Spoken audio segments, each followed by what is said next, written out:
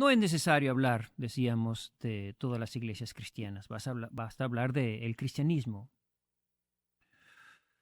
El cristianismo se distingue de todas las religiones en que todas las religiones son el pensamiento sublime, la filosofía religiosa de una cultura o de un gran sabio. El cristianismo, en cambio, no es una filosofía. El cristianismo es una persona. El cristianismo es conocer, amar y seguir a Jesucristo. Hay algunos que quieren poner a Cristo en el mausoleo de los grandes hombres ilustres, con Sócrates, César, Napoleón, Moisés, Confucio, Buda. Pero, ¿quién es Sócrates? ¿Quién es César? ¿Quién es Napoleón? ¿Quién es Confucio? ¿Quién es Buda? Todos ellos murieron y se los comieron los gusanos. Cristo, en cambio, es el victorioso. Los demás enseñan doctrinas. Cristo nos muestra el camino. Él es la verdad y la vida. Todos los hombres sabios nos dan sus doctrinas. Todos los hombres sabios, Moisés, Confucio, Sócrates, Buda, todos ellos no les bastó su doctrina, no les sirvió de nada para vencer a los tres grandes enemigos del hombre: el pecado, el mundo y la muerte. Todos sucumbieron ante ellos. A todos se los comieron los gusanos. Cristo es el más valiente, el más osado, el más generoso, el más humilde y el más grande. Él tomó la cruz como espada y con ella venció al príncipe de este mundo. Él, siendo Dios, se humilló hasta la muerte y por eso Dios le concedió el nombre sobre todo nombre. Los demás ofrecen teorías. Los demás proponen creencias. Cristo nos ofrece palabras de vida eterna. En Él está la vida y la plenitud, el reinado y el poder. Él está sentado a la diestra de Dios. Él tiene el poder, la gloria y el reino, y ante Él doblarán toda rodilla, todas las criaturas en los cielos, en la tierra y en los abismos. Vamos a hablar, pues, de este Cristo. Cristo dijo que era Dios. Y como lo dijo, tiene que serlo. Así de fácil y así de sencillo. Pero voy a explicar por qué. ¿Por qué Jesús tiene que ser Dios y no puede no serlo? Primero, sabemos que Jesucristo dijo que era Dios. Los textos clásicos ya los conocen todos. Por ejemplo, id por todo el mundo y predicad el Evangelio bautizándoles en el nombre del Padre y del Hijo y del Espíritu Santo. Mateo 28:19. Jesucristo se pone al mismo nivel, se iguala con el Padre y el Espíritu Santo, afirmando así su divinidad. En otra ocasión pregunta Cristo a los fariseos: ¿qué os parece del Cristo? ¿De quién es hijo? Y ellos le responden: de David. Replicóles él: pues entonces, ¿cómo David en espíritu lo llama Señor? Cuando dice: dijo el Señor a mi Señor: siéntate a mi diestra mientras yo pongo a tus enemigos en el escabel de tus pies.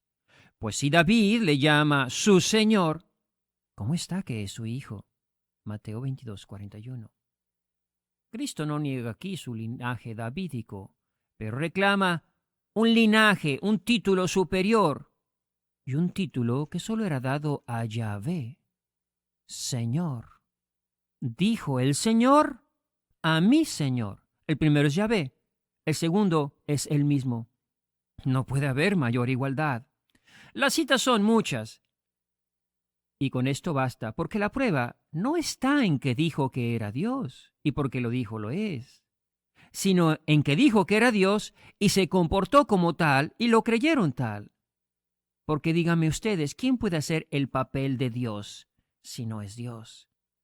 ¿Quién puede aguantar ese papelito por más de 30 segundos? Cristo perdona los pecados como Dios.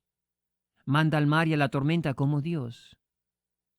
Y la tormenta y el mar, que no son inteligentes, le obedecen. Sana a los enfermos, cura leprosos, resucita muertos, expulsa demonios. Eso no lo puede hacer sino solo Dios. Compáramelo con Buda, con Confucio, con Sócrates. No le llega, ni siquiera con Moisés. Es verdad que algunos dicen que era un hipnotizador que sugestionaba a las masas. los que dicen eso son gente imbécil, que no se han puesto a leer el Evangelio. Porque si lo leyeran, se darían cuenta de que eso no puede ser. Por ejemplo, en el caso de Lázaro, no pudo haber sido su gestión, su muerte, porque él no estaba ahí, Cristo no estaba ahí. Llevaba 4 días y apestaba, estaba podrido. Y después llega Jesús después de 4 días. Y lo resucita por el poder de Dios, si no será Dios. Pero no pudo ser hipnosis la resurrección de Lázaro, porque Cristo se fue y Lázaro siguió viviendo. Y mucha gente que no había estado ahí presente va y lo ve y lo reconoce y platica con él. El hipnotizador no estaba ahí. Pero además resulta que los enemigos se lo creyeron. Y en base a eso decidieron su muerte. Y ahora, de repente, el hipnotizador no puede hipnotizar a nadie y deja que lo agarren sus enemigos y lo crucifiquen. ¿Cómo está? Por un lado le consideramos un poder increíble y por otro, ese poder no lo puede usar contra sus enemigos. Pero además los judíos eran una raza, y es una raza de las más inteligentes. A lo mejor los de tu barrio, que son igual que tú, creen que pueden creer a cualquier merolico que es Dios. Pero los judíos no eran tontos. Tenían un gran sentido de la grandeza, de la soberanía de Dios. Incluso los profetas que hacían milagros se la vieron muy difícil para convencerlos de que eran enviados de Dios.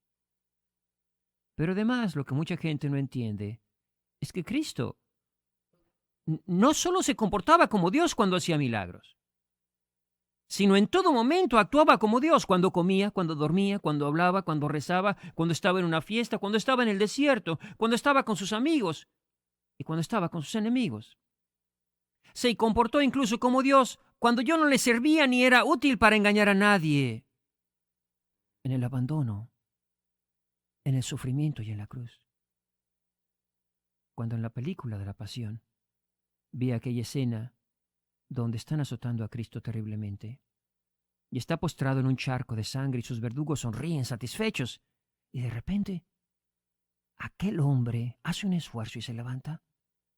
¿Para qué lo hace? ¿Qué conseguía sino que le dieran más? ¿Qué ventaja sacaba de su engaño si ya iba a morir derrotado en el madero? Ninguna. Cristo lo hace tan solo porque nos ama. ¿Por qué perdona a sus enemigos en la cruz? ¿Qué ventaja sacaba si a él mismo no lo perdonó Dios? Si era un estafador, si era un engañador, era para que al menos en ese momento maldijera a sus enemigos. Pero no solo no maldice a sus enemigos, sino los perdona. Y no desespera de Dios, sino que le llama Padre. En la cruz, en el sufrimiento, en el abandono, en la angustia, en la muerte. Si estaba arrepentido, ¿por qué no pidió perdón por sus pecados?